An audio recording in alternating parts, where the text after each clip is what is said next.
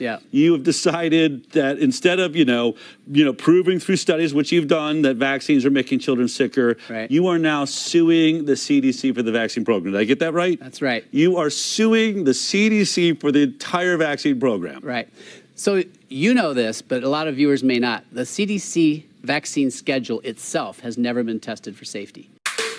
Confidence in vaccines is clearly at an all-time low, and they're digging their grave deeper and deeper. They may have just killed pediatricians in the process. This is what it's looking like in the news, though. Childhood vaccination rate has dropped again as non-medical exemptions spike. Recent data shows vaccination rates are falling and cases of various illness are climbing. A growing number of parents are opting out of childhood vaccines, and health experts say it's already having consequences. The CDC says 4.1% of kindergartners, about 138,000 kids, had a vaccine exemption. That outdoes last year's record high of 3.7%. The CDC says exemptions increased in 40 states, with 14 states having exemptions above 5%. Nearly all exemptions are listed as non-medical, meaning the children are skipping vaccines for religious or other personal reasons. You can see the trend increase for exemptions during COVID years.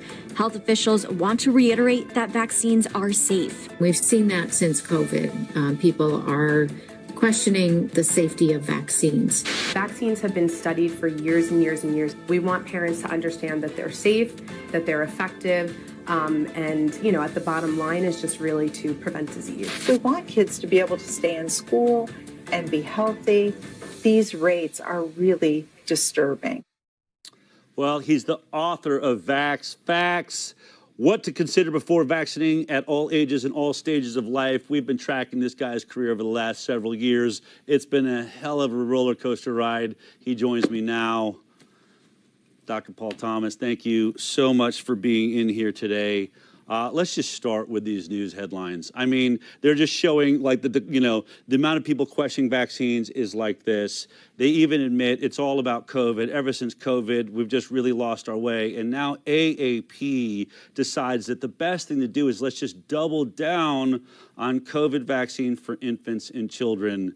Am I right? Is this the death nail? I mean, could you're no longer practicing as a pediatrician, but if you were, what would you do if the AAP, it's called American Academy of Pediatrics, got that bold on a vaccine everyone has turned on? Del, thanks for having me on the show, by the way. The COVID, I like to call it a jab, not a vaccine. Yeah. That thing is all negative, no positive. Yeah. And for kids especially. Yeah. I mean, the damage that vaccine, and there I go calling it a vaccine, yeah. The damage that shot does is astronomical with zero benefit. Yeah. The studies, you've covered them on your show over and over again. It's overwhelming. We've had problems with vaccines for the last 20, 30 years. Yeah. But this takes it to a whole new level, right? Yeah. So I'm ashamed of the AAP. I was a member for 30 years. So what is the AAP? I don't even know, because, I mean, you look, Robert Kennedy Jr. posts that basically they're funded by the pharmaceutical industry. You don't get your license from AAP, right? Nope. It's not a part of, like, the boards or anything. Nope. It's just like, hey, I'm a member of this vaccine shill group. Is that... That's correct, but I didn't know that. So I was a member for so long because they do some good. Okay. Wait for it. We're all waiting. We're at the edge of our seats. Well, they appear to be advocating for kids. Okay. And so they have all these different committees, and some of it is, to prevent human trafficking and to prevent child abuse and, advocating for car seats. And I mean, there's all sorts of things they will do that appear to be good. Okay. But where they declare for themselves what they truly are is on the vaccine issue. Yeah. And I became aware of that 20 years ago. And I stayed involved with them just to be able to know as best as I could from the inside, what are they doing? And now, I don't think pediatricians realize that they are completely bought and paid for by pharma, and especially the vaccine companies. Yeah. It used to be formula. The formula still supports them, but it's pharma, and it's mostly the vaccine. And they get massive amounts of money. So they were the formula push. I mean, a lot of it was like, let's not make people believe they have to breastfeed. Let's not intimidate people. Let's just make yes, breast formula is the best, option. but then here, this is what you need. Okay. And so that was the initial part, which I was so against. I refused to ever go back to any of their conferences because they were just bogus, non-science, garbage. But now it became clear that vaccines is their pet baby. Yeah. And they are basically a marketing arm, along with the CDC, for big pharma on the vaccine issue. When I first, started touring the country with Vaxxed, I would say pediatricians mean well, they're just misinformed. I'm losing my empathy for this profession. Because at this point, especially after what we went through in COVID, but at this point, there's so much science. I mean, you have to wear a blindfold to not see there are serious harms from this vaccine. Hepatitis B should be a massive question for anyone in infants. Why does the mother need it, especially if she's hepatitis B negative? You don't just have to find the high wire anymore. Any podcast you pop on, whether, it's Spotify or YouTube, everyone is talking about this stuff. So now you have to be, purposefully ignorant. You've got to be turning a blind eye, and then this. Now you just got it. Everyone's being told, newsletter, AAP is now standing behind pushing that COVID vaccine. What do we do with doctors that just go, I guess I'm just going to have to suck this one up? I mean, do I have to cry for them when their careers are completely ended and everyone just walks right out of their pediatrician's office and finds a local chiropractor or, We're going to celebrate. We're going to celebrate, Del. Oh, okay. And as a former pediatrician, my colleagues, well, they hate me anyway, because I shone a light on the problem. Yeah. And the problem is the whole vaccine program. The CDC, as you've covered many times, has never done proper safety studies. And the safety studies they do, there's no placebo. They're short, sometimes days, like in the Hep B vaccine. They don't look at all health outcomes. They cherry pick a few outcomes that don't matter. And there's no long-term follow-up. I've probably missed a few of the main things.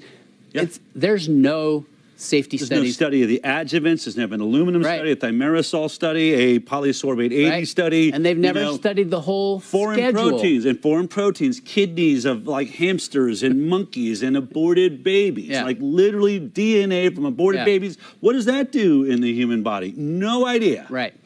So we've watched, and I watched, as a pediatrician busy in the trenches, I went from, kids were pretty healthy 35 years ago to, greater than 53%, I think actually almost every kid who's vaccinated is harmed.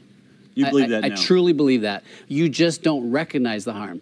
So, it could be latent and long-term issues and subtle and chronic things, that aren't recognized as connected to vaccines. So that was where my study came in, right? And actually, the medical board was after. Let's revisit that for anyone that may be watching right now. Is brand new. Our audience is always growing. Of course, you had a your clinic had how many patients overall in the end did you end up treating children? Well, I had 10 to 15,000 active patients, which means they've been seen in the last year. Okay.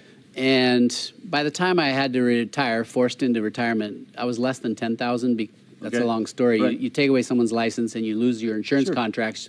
Your population goes down. They have to go. Well, you lost it because you did a study on your 15,000 active patients. Right. Right. Well, actually, the study was on every baby born into my practice. So not the whole practice. I wanted a nice, clean sample. You start at birth, and then you look at the difference in all health outcomes, which they never study that. The CDC should, but they never do. Look at all health outcomes comparing vaccinated, and in my case, they were verily vaccinated, not CDC vaccinated, to completely unvaccinated, and see the difference. And we published that study, and within days of that study being published, and I see it on your screen, you're seeing the title of that study. Within days, I lost my license. I got a phone call from my attorney. He said, Paul, don't go into the office. Don't call any patients. Don't write any prescriptions. Your license has been emergently suspended. And I said, why? He says, well, they had an emergency meeting, and you are a threat to public health. For doing science, for saying, hey, I see a problem. I'm just showing you the data. Right. I have a very large practice. I can show you the kids. I can show you all that data. And it's saying what it's saying, and that makes me dangerous. Right. Here's some of the data, just so all of you can see it. I mean, look at this. You've got asthma. Look, the red line is those that are vaccinated. The blue line that are unvaccinated. Allergic rhinitis. I mean, they're all through the roof. Breathing issues. ADHD. Look at that. I mean, it's almost completely a vaccine injury. Respiratory infections. Ear pain. Eye disorders. eczema, something that our poor kids, and by the way, eczema, my understanding is eczema used to be considered a vaccine injury, really. Like, if they started getting a rash, it would be like, don't vaccinate. Don't vaccinate. Yeah, you go back 40 years and 50 years ago, that's absolutely true. We have since been trained, pediatricians today are trained that eczema has nothing to do with vaccines. That's crazy. And in fact, all these things that have shown with statistical significance in a very well done peer-reviewed study, that these are directly related, right? So we have three major categories of injury. We have the allergic, which is your eczema, your allergies, your asthma. We have neurodevelopment, so language, speech, behavior issues, autism, ADD, ADHD. There was no ADD or ADHD in the unvaxxed, zero. That's amazing. That's amazing, right? Yeah. And Del, I have to tell you, this is something that a lot of people probably don't know, and I don't know if I've ever told you this. I was at a major autism conference with over 1,000 attendants, and there was a panel of experts. This was back in the early 2000s. And I asked the question. Actually, somebody else asked the question. I just was wow. The question was to this panel, and all 8 of them went down and said the same thing. The question was, is ADD and ADHD just on the mild end of the autism spectrum? Right. And every single one of them said yes. Amazing. So when you know now that in the United States, ADHD is probably 1 in 6, 1 in 10, 1 in 8, somewhere in there. Wow. And that's the mild end. It's basically, we're doing something to our children that is messing with their brains. And how badly it messes with their brains and exactly where it messes with that, whether it's actual toxic effect, whether it's immune activation, whether it's just massive inflammation, and we now have documented so many mechanisms of how this happens and why it happens. It's just a matter of degree. We are destroying our children's brains and their future. And vaccine's a big part of it. But the third category that was very clear in my data is infections. So we had increased ear infections, lung infections, sinus infections, eye infections, skin infections, GI infections, infections of all kinds combined. About 400%, 300 to 400% more. 4 times the rate of overall just infections. In the vaccinated, and these weren't even CDC vaccinated. These are like lightly vaccinated. Lightly vaccinated compared to unvaccinated. God knows if they'd have had all the vaccines or just. So this. And by the way, I just want to say, you know, I sit here and sometimes I think, well, people get it, and then I remind myself, at home they're dealing with their kids' allergies, they're dealing with their kids' asthma. They know their kid is sick as all get out, and they're wondering why. So it's not like, well, who's this happened to? I've never heard of such a thing. Everyone is sick. Their kids are all sick. They're sick, but they're being told by their pediatrician it's not the vaccines. Right. And I do think pediatricians, you know, your statement that they're just horrible, right? They're actually good people. Yeah. They went into pediatrics because they love children, but they are in a system that is keeping them blind. Yeah. They are fed garbage, non-science, as if it was science. Yeah. And they are shielded from the truth, the stuff that we are exposing. What does they say? The road to hell is paved with good intentions. I think it's led by good soldiers, and that's unfortunately what I think pediatricians are turning into absolutely. Now. But what the AAP has done now, that we're talking about here, I mean, just in the last week or month, they've come out with a press release that they don't think anybody should get any exemptions in any state. Right? So, in other words, we are all in on mandates. Full authoritarian control over the vaccine program. So, no parental rights. No rights to children. We're just going to slap them all with Government owns you. You have no. I mean, essentially, you are owned by the government. They're your government's, children, not yours. You get overruled. I mean, it's just a horrifying thought. And altogether. that the AAP would back that. I'm sorry, pediatricians. You got to walk away from this organization. I mean, instead of investing in a beautiful, colorful book explaining how all the science is done, how the immune system works, why vaccines are effective, all the great studies we've done, links to those studies so people can read them themselves. Exactly. But that's what should have been done, right? That's why you're paying for a membership is, will you please sell what a great thing it is we're doing instead of just bringing in authoritarian control and saying, because we will it. All right, look, I want to get to the fact that you have always been focusing on vaccines and now you're taking another step. You have decided that instead of, proving through studies, which you've done, that vaccines are making children sicker, you are now suing the CDC for the vaccine program. Did I get that right? That's right. You are suing the CDC for the entire vaccine program. Right. So you know this, but a lot of viewers may not. The CDC vaccine schedule itself has never been tested for safety. And they're supposed to. You just finished Sure. talking about how Yeah. every 2 years they're supposed to report on this. They've never done it. So they took COVID off of Schedule A, right, where it's mandated, and now when you remove it from mandates, first of all, liability goes back. Yep. So if it wasn't covered by PrEP, which COVID has that little bit, it has that PrEP issue, that backup issue. Okay. But all the other vaccines, that would be the case. Okay. Yeah. So the lawsuit, our goal with this lawsuit, I'm not seeking any money. This isn't about me. This is to protect our kids. Yep. So the goal is to, one, educate the public, but more importantly, to put legal pressure on the CDC to do the right thing, to force them to take all the childhood vaccines, because none of them have been properly tested for safety, off of Schedule A. Yeah. That's just the first step. I mean, this isn't the lawsuit to solve all problems. Right. But imagine if we got all vaccines off of Schedule A. Right. No more mandates. Yeah. End of That'd be that amazing. problem. Yeah. We already know that more and more parents aren't going to accept them anyway. Yeah. So I don't know what's going to happen to our society if they don't do that anyway. I don't know what's going to happen if our schools don't change their requirements for mandates. Yeah. Nobody's going to go to school.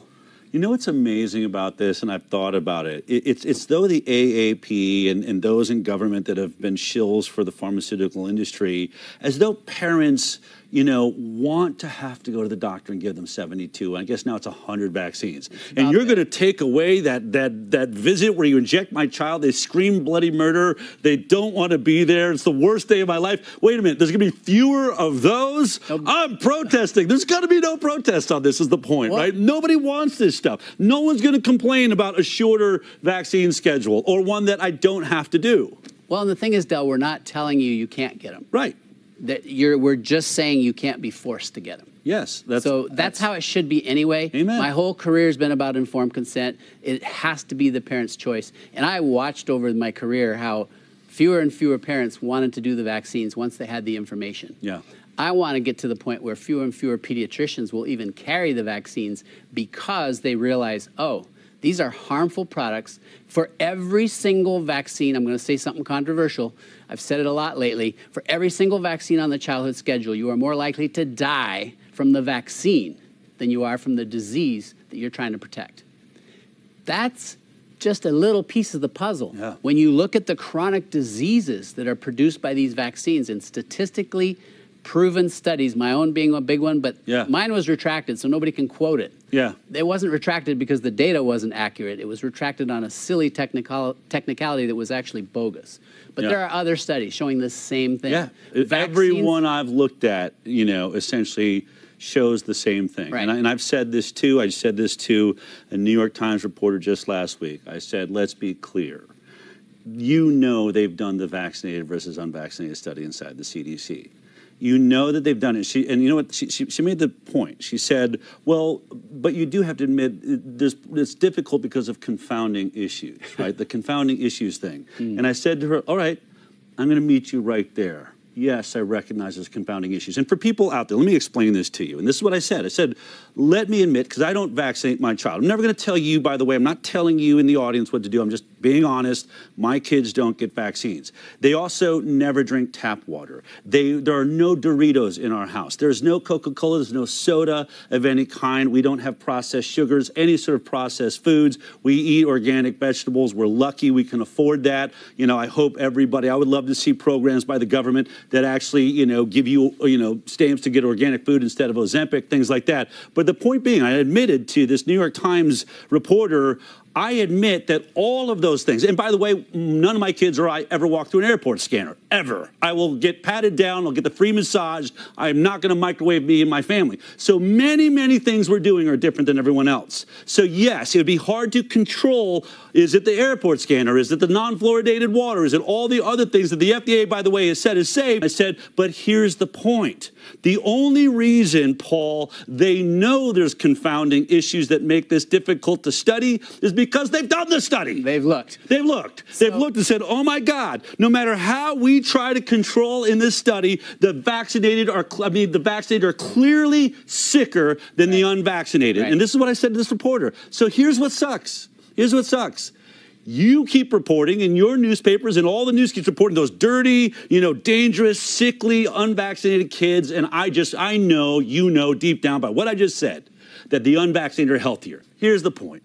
They've done that study. Because they know. If they'd done the study and it proved that just very easily, we just compared all of our vaccinated kids in our database to all of our unvaccinated kids, and the vaccinated have less cancer. Yeah. They have less ADD, ADHD. They have less autism. They have less cancer. They have less lupus. They have less, asthma. They have less, infections. They get less infections. If they could say that, they would have. Right. And by the way, Robert Kennedy Jr. would not be HHS Secretary today if they'd ever been able to show us that study. Yeah. And I would not have this show with millions of people watching if they could show us a study that showed the vaccinated are healthier than the unvaccinated. Right. But they can't. They can't because they aren't. They aren't. And we've shown it in our study, and several others have done the same. And it's time for the CDC to step up to the plate. And until that happens, no mandates. Let's move all the vaccines to Schedule B at least, so it's a decision that parents can make. I actually don't like the wording of, joint...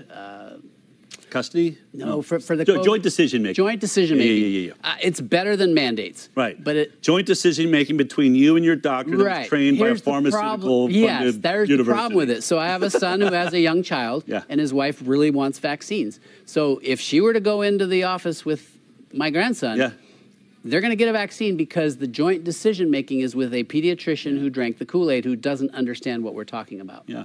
So pediatricians need to wake up. Yep. You need to fire your affiliation, sever it completely with the AAP. They need to become a non-factor in pediatrics, or we are losing the profession. I'm afraid it might be too late. I really feel that. I mean, because I think you're right. Well, because just like you, unless they do it en masse, call each other, we are protesting all together, and they're going to have to pull the license of tens of thousands of us all at one time, because it's like you go out on your own, you write books about truth, you do studies, and you end up putting it all on the line. I'm glad you did. I love this. I don't know if this lawsuit can win. I'll have to have Aaron look at it, but I love the idea of it because it starts the conversation. Wait, somebody is suing the entire vaccine program because it's never been tested. It hasn't been tested. It hasn't. And it should be illegal. Right. And I hope you win this, and we are certainly going to bring all the attention to this because it is time that untested products are no longer mandated into our children. It's just, period. Those days are over. I agree. Thank you so much for your incredible work. If you don't have this book, or you have a friend that really needs to understand what's happening here, they're starting to falter. They're starting to question. This is the book they should be reading. Facts. Dr. Paul Thomas was on a long journey. Early on, he had, here's some vaccines are good in his original book. Now he's saying, let me talk about all of them, and let me just tell you what you just heard right here. And by the way, written by the guy suing the CDC over the entire vaccine program.